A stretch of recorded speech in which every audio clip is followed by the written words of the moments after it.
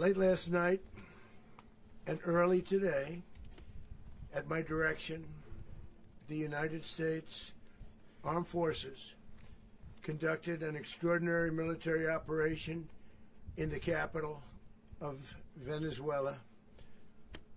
Overwhelming American military power, air, land, and sea, was used to launch a spectacular assault. And it was an assault like people have not seen since World War II.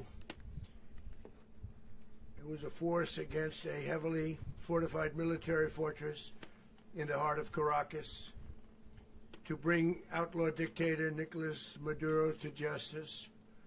This was one of the most stunning, effective, and powerful displays of American military might and competence in American history. And if you think about it, we've done some other good ones, like the attack on Soleimani, the attack on al-Baghdadi, and the obliteration and decimation of the Iran nuclear sites just recently in an operation known as Midnight Hammer. All perfectly executed and done. No nation in the world could achieve what America achieved yesterday, or frankly in just a short period of time. All Venezuelan military capacities were rendered powerless as the men and women of our military, working with U.S. law enforcement, successfully captured Maduro in the dead of night. It was dark. The lights of Caracas were largely turned off due to a certain expertise that we have. It was dark and it was deadly. But captured along with his wife, Celia Flores, both of whom now face American justice. Maduro and Flores have been indicted in the Southern District of New York, it's Jay Clayton, for their campaign of deadly narco-terrorism against the United States and its citizens. I want to thank the men and women of our military who achieved such an extraordinary success overnight with breathtaking speed, power, precision, and competence. You rarely see anything like it. You've seen some raids in this country that didn't go so well. They were an embarrassment. If you look back to Afghanistan, or if you look back to the Jimmy Carter days, they were different days. We're a respected country again, like never before.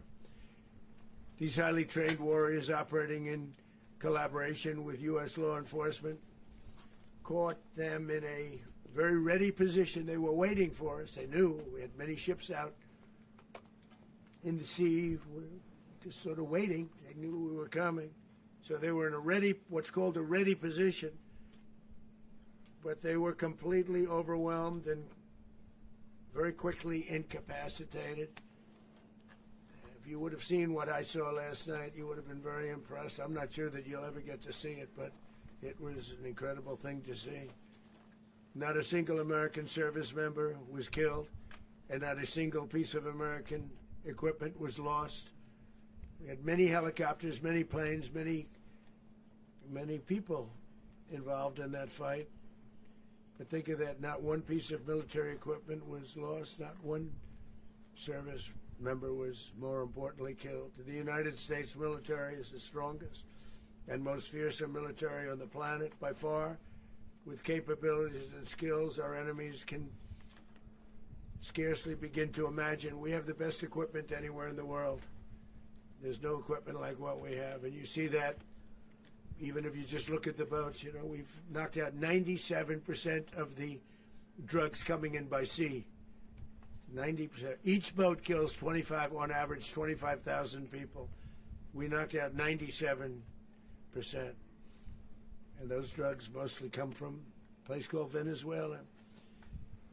We're going to run the country until such time as we can do a safe, proper, and judicious transition. So We don't want to be involved with having somebody else get in, and we have the same situation that we had for the last long period of years. So we are going to run the country until such time as we can do a safe, proper, and judicious transition.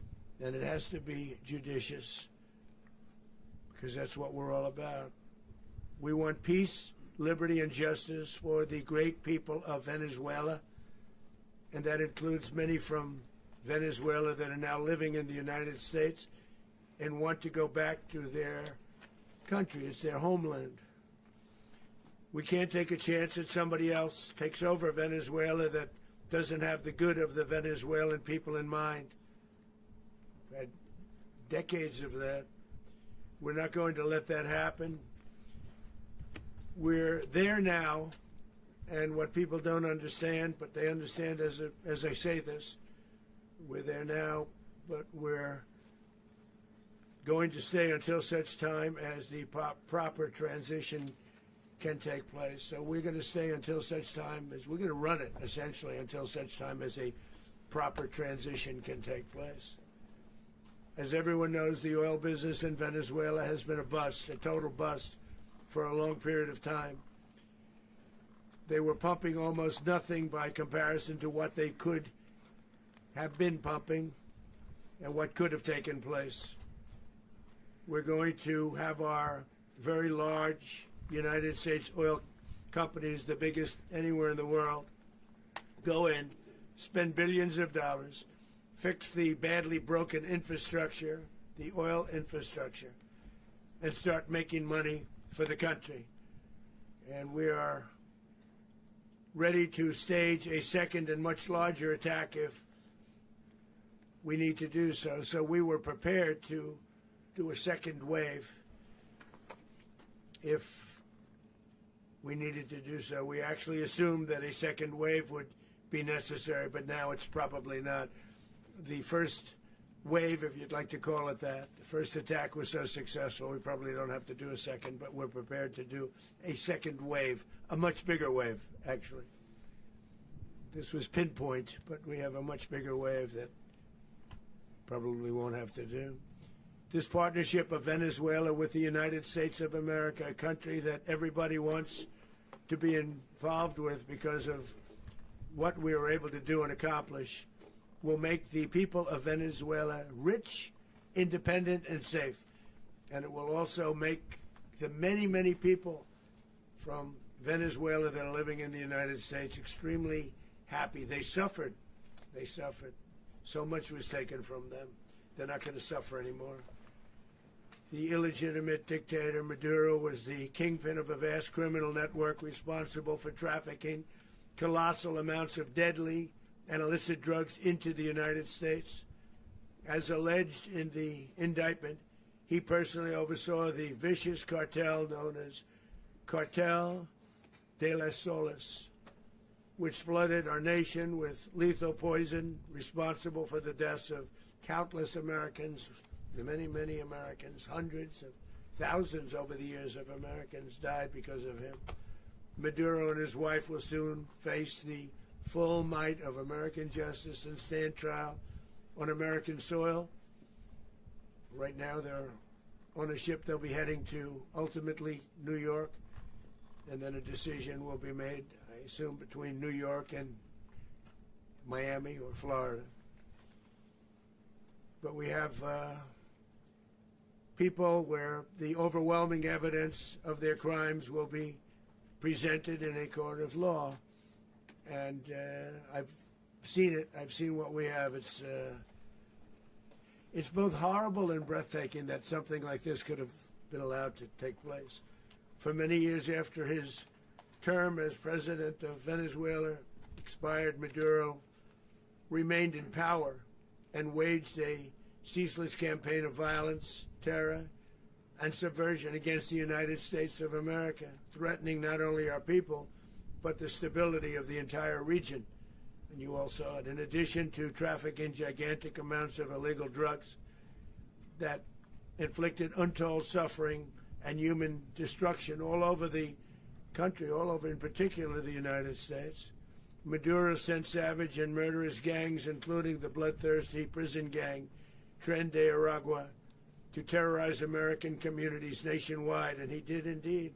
They were in Colorado. They took over apartment complexes. They cut the fingers off people if they call police. They were brutal, but they're not so brutal now. And I just have to congratulate our military, Pete and everybody, and our National Guard, because the job that they've done, whether it's in Washington, D.C., where we have a totally safe city, where it was one of the most unsafe cities anywhere in the world, frankly, and now we have no crime in Washington, D.C. We haven't had a killing. We had the terrorist attack a few weeks ago. A little bit of a different kind of a threat, but we haven't had a killing in a long period of time, 6-7 months. We used to have two, on average, 2 a week in Washington, our capital. We don't have that anymore. The restaurants are opening. Everyone's happy. They're going, they're walking their daughters, they're walking their children, their wives. They walk to restaurants. Restaurants are opening all over Washington, D.C. So I want to thank the National Guard. I want to thank our military. And I want to thank law enforcement. It's been amazing. And they should do it with more cities. We're doing it, as you know, and we're doing it in Memphis, Tennessee right now, and crime is down. We've just sort of started a few weeks ago, but crime is down now 77%.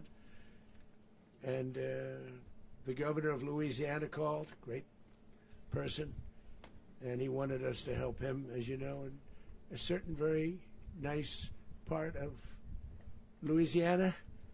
And we have done that. It was a rough section, and we have crime down. I understand it's down to almost nothing already after 2.5 weeks. New Orleans, it's down to almost nothing, and we've only been there for 2.5 weeks. Can't imagine why governors wouldn't want us to help. We also helped, as you know, in Chicago, and crime went down a little bit there. We did a very small help because we had no working ability with the governor. The governor was a disaster, and the mayor was a disaster, but it knocked down crime. But we're pulling out of there. When they need us, we'll know. You'll know. You'll be writing about it. And likewise, Los Angeles, where we saved Los Angeles early on, where the head of the police department made a statement that if the federal government didn't come in, we would have lost Los Angeles. That's long after the fires. That's when they had the riots in Los Angeles. We did a great job. Got no credit for it whatsoever, but that's okay. It doesn't matter. We don't need the credit. But we'll be pulling out when they need us. They'll call, or we'll go back if we have to. We'll go back. But we did a great job in various cities. But the place that we're very proud of is Washington, D.C., because it's our nation's capital. We took it from being a crime-ridden mess to being one of the safest cities in the country. But the gangs that they sent raped, tortured, and murdered American women and children. They were in all of the cities I mentioned, Tren de Aragua. And they were sent by Maduro to terrorize our people, and now Maduro will never again be able to threaten an American citizen or anybody from Venezuela. There will no longer be threats. For years I've highlighted the stories of those innocent Americans whose lives were so heartlessly robbed by this Venezuelan terrorist organization. Really one of the worst. One of the worst, they say the worst. Americans like 12-year-old Jocelyn Nungary from Houston. Beautiful Jocelyn Nungary, what happened to her? They, as you know, they kidnapped, assaulted, and murdered by Tren de Aragua animals. They murdered Jocelyn and left her dead under the bridge. There was a bridge that will never be the same to so many people after seeing what happened. As I've said many times, the Maduro regime emptied out their prisons, sent their worst and most violent monsters into the United States to steal American lives. And they came from mental institutions and insane asylums. They came from prisons and jails. The reason I say both, they sound similar. Actually, prisons a little bit more hostile, a little bit tougher. A mental institution isn't as tough as an insane asylum, but we got them both. They sent from their mental institutions. They sent from their jails, prisons. They were drug dealers. They were drug kingpins. They sent everybody bad into the United States, but no longer. And we have now a border where nobody gets through. In addition, Venezuela unilaterally seized and stole American oil, American assets, and American platforms, costing us billions and billions of dollars. They did this a while ago, but we never had a president that did anything about it. They took all of our property. It was our property. We built it. And we never had a president that decided to do anything about it. Instead, they fought wars that were 10,000 miles away. We built Venezuela oil industry with American talent, drive, and skill, and the socialist regime stole it from us during those previous administrations, and they stole it through force. This constituted one of the largest thefts of American property in the history of our country. Considered the largest theft of property in the history of our country. Massive oil infrastructure was taken like we were babies, and we didn't do anything about it. I would have done something about it. America will never allow foreign powers to rob our people or drive us back into and out of our own hemisphere. That's what they did. Furthermore, under the now deposed dictator Maduro, Venezuela was increasingly hosting foreign adversaries in our region and acquiring menacing offensive weapons that could threaten U.S. interests and lives. And they used those weapons last night.